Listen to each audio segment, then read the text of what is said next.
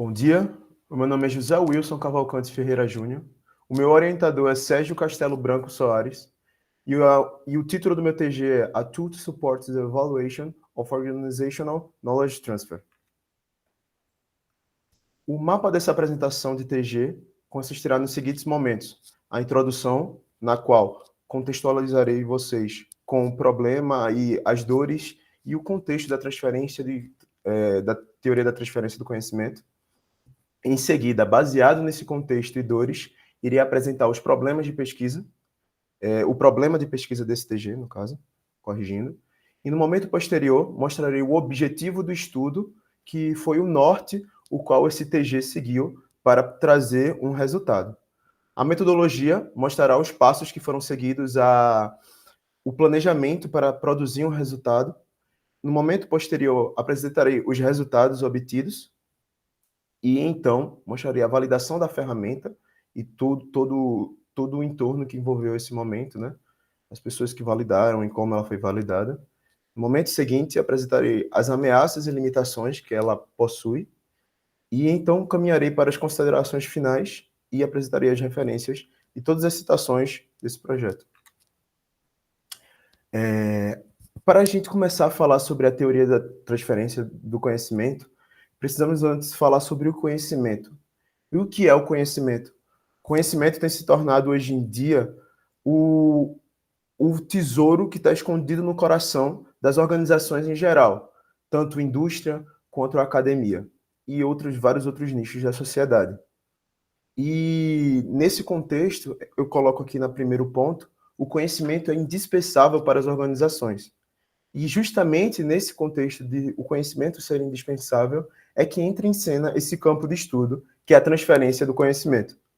Como eu coloquei aqui nessa citação, a transferência de conhecimento, TC, é um processo que envolve o compartilhamento, disseminação e aplicação de conhecimentos, experiências e práticas dentro das organizações.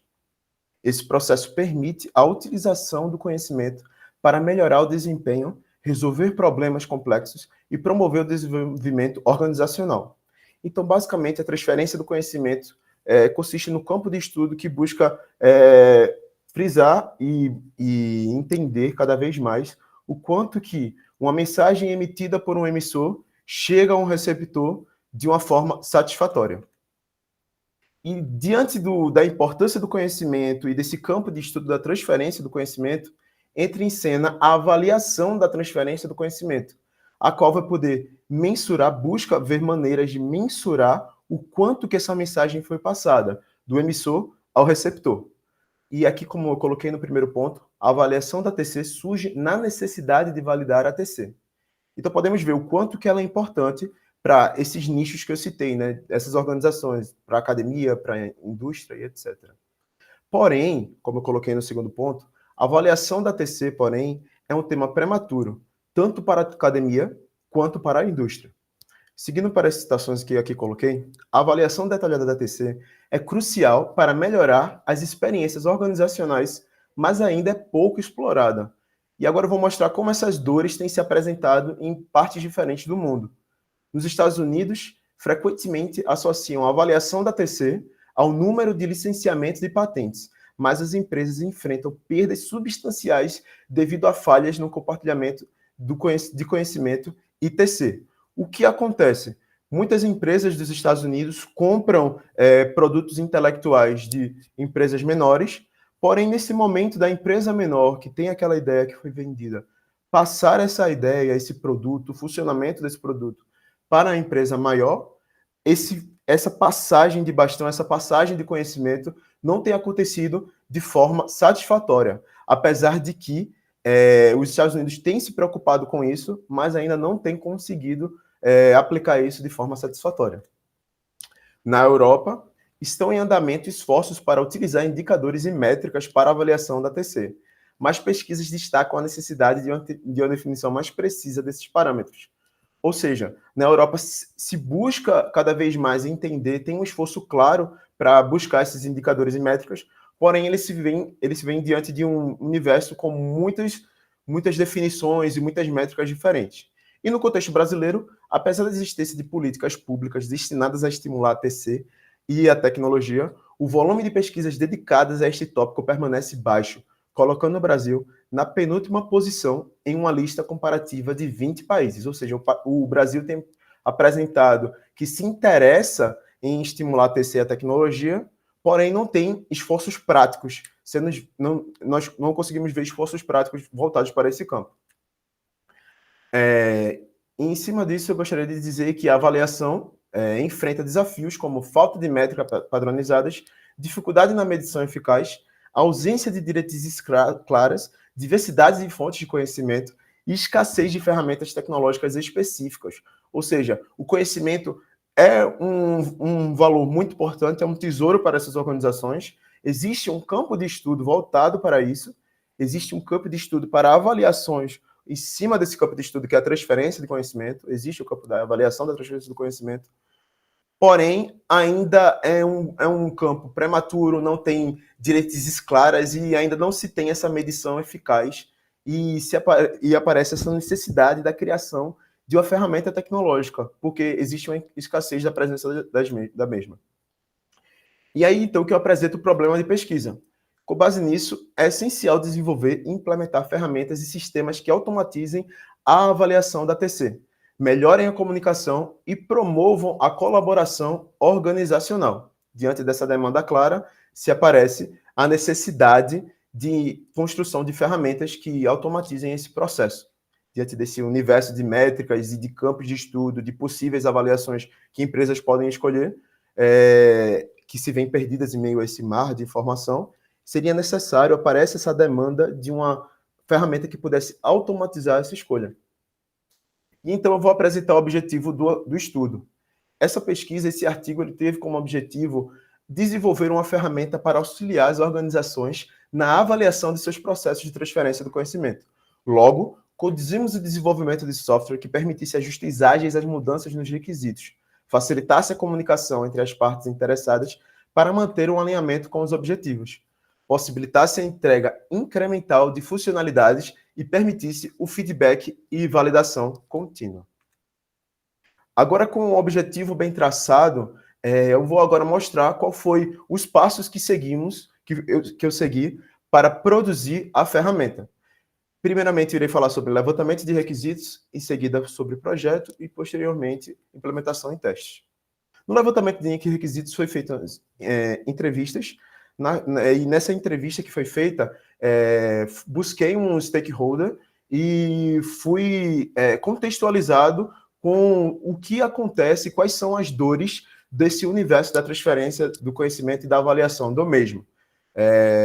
Só para deixar claro, o stakeholder é aquele que entende o contexto e que vive o contexto, uma pessoa que está envolvido com a transferência do conhecimento. No momento posterior, após essa entrevista, houve um estudo exploratório da literatura. E com esses dois campos de contextualização, tanto com o stakeholder em entrevista e com o estudo exploratório, foi possível elencar requisitos funcionais e não funcionais. Funcionais estes que são funcionalidades práticas que podem se ver pelo usuário, que eles veem que claramente ia precisar na plataforma, e não funcionais, como termos de desempenho da aplicação, entre vários outros pontos específicos mais voltados para a perspectiva do desenvolvedor. No projeto, houve, num primeiro momento, o design do banco de dados, seguido as fases de modelagem de dados, modelo conceitual, onde se faz um arquivo básico e simples, mostrando todas as entidades, né, que são os participantes desse universo da transferência de conhecimento, e o relacionamento entre os mesmos. Então, se seguiu para a fase de diagrama, entidade e relacionamento, onde se pode ver de forma clara e visual essas entidades e relacionamentos. Então, se seguiu para o modelo lógico, no qual é como um esqueleto do que será um modelo físico, que é o banco de dados propriamente dito. Nessa fase, no modelo lógico, vale ressaltar que foi feita modelagem de dados e normalizações. E na parte de projeto, é presente a fase de design arquitetural, ainda na fase de projeto. Eu falei sobre design de banco de dados, agora sobre design arquitetural, onde foi aplicada a arquitetura, o padrão REST, que impõe a comunicação em todo o tempo via protocolo HTTP, e o padrão MVC, onde temos um view, que é a parte visual, como eu coloquei aqui, né, o front-end, a interação com o usuário, um controller que cuida da entrada da aplicação, que a gente chama de endpoints, e o service, que tem a regra de negócio, que é como o programador vai delimitar que será feita as ações dentro da aplicação. E na última camada, temos o model, que é a camada de interação com o banco de dados, que é uma camada que fica isolada. Ou seja, em todo tempo, na regra de negócio do service, quando se precisa interagir com o banco de dados, se chama a camada de model. A implementação e testes foi uma das fases também muito importantes, né, que foi o momento propriamente dito de codificar. O MVC foi codificado com Spring Boot Java, na parte do servidor, e o banco de dados relacional foi aplicado com MySQL. O Java foi utilizado por causa da programação orientada a objetos, e que muito se encaixa com o contexto de banco de dados relacional, e o MySQL foi escolhido, pois existem várias ferramentas voltadas para esse contexto dentro da comunidade do Spring Boot, que é uma ferramenta open source.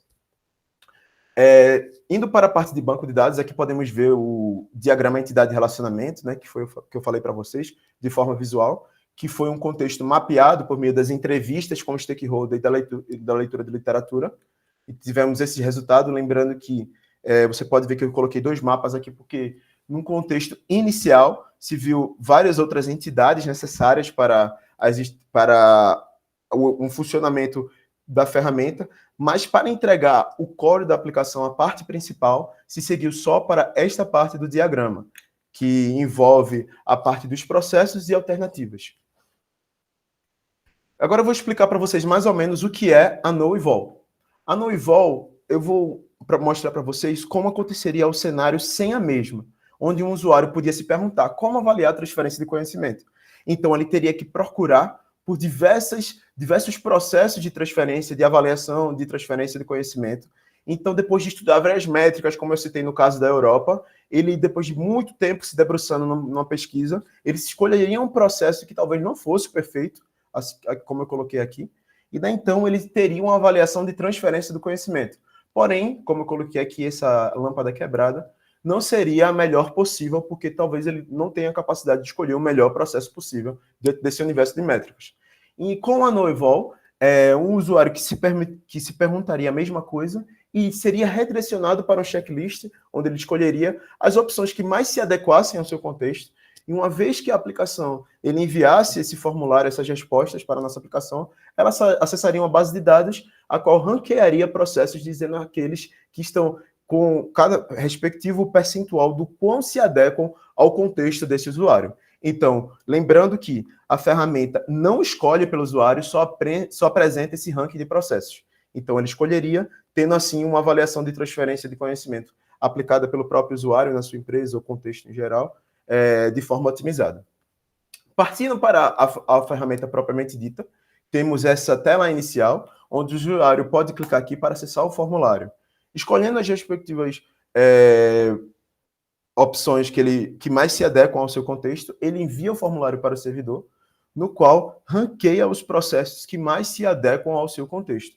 E uma vez que ele escolhe um desses processos, ele pode ver ele tem uma representação visual de um arquivo de PDF que explica como ele aplicar isso no seu contexto.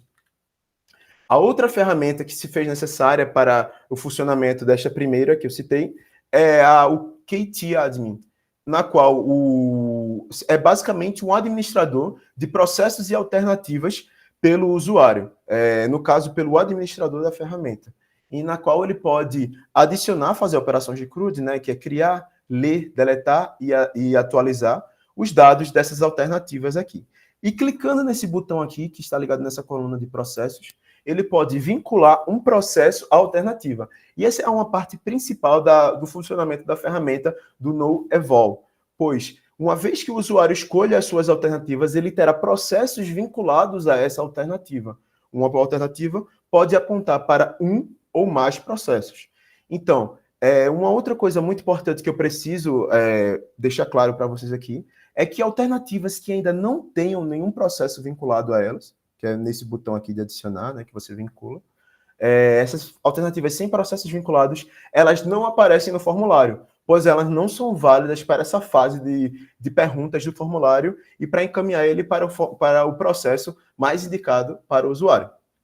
E aqui, como eu coloquei aqui nos pontos, né, Nessa tela tem apenas a opção de inserir e deletar, vincular ou remover vínculo com um processo, uma alternativa com processo, e alternativas não vinculadas a um processo não aparecem no formulário. Isso aqui é a tela de gerenciamento de processos, né, onde você pode adicionar um processo, editar, deletar. Aqui você pode colocar o link para o PDF, que é mostrado lá na ferramenta anterior que eu mostrei para vocês. E segue-se o mesmo padrão de operações de CRUD, né? Criar, ler, deletar e atualizar. Na validação da ferramenta, foram feitos testes com a biblioteca JUnit, do Spring Boot, onde foi possível fazer um teste em cada um daqueles endpoints que eu citei lá do controller, da camada de controller, e ver se toda a regra de negócio na camada de service está acontecendo de forma satisfatória e trazendo os resultados esperados. E foram então feitos testes com o stakeholder, e esses testes foram feitos após dados de pesquisa serem inseridos pela tela do KT Admin. As ameaças atuais é que o projeto ainda não está em um servidor público, por isso que eu coloquei que não foi feito um deploy, né, não está numa instância. A implementação de camadas de segurança ainda são necessárias de serem implementadas, e a validação da ferramenta inclui um conjunto de testes com pouca quantidade de dados no banco de dados. Ou seja, foram colocados poucos dados e foi feita a validação pelo stakeholder, mas ainda seria necessário inserir uma quantidade maior de processos e alternativas, para então enviar o produto para a produção, né, para o ambiente final. As limitações é que ainda não tem uma representação gráfica da forma que esperávamos numa entrega final para a produção.